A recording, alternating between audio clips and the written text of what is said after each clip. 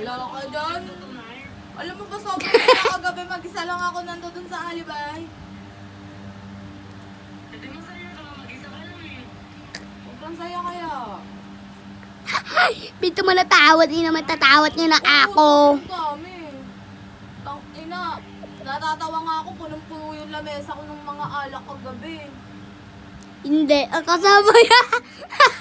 Ang dami naglalatag ng alak sa lamesa ko. Binibigyan ako lahat libre dahil. Diyos ko.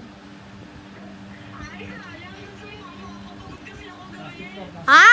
Libre lang Bakit? talaga. Alam mo yung tipong malalasin ka naman talaga kasi libre lahat. Wala kang nilabas kahit piso. Magalit ako ulit.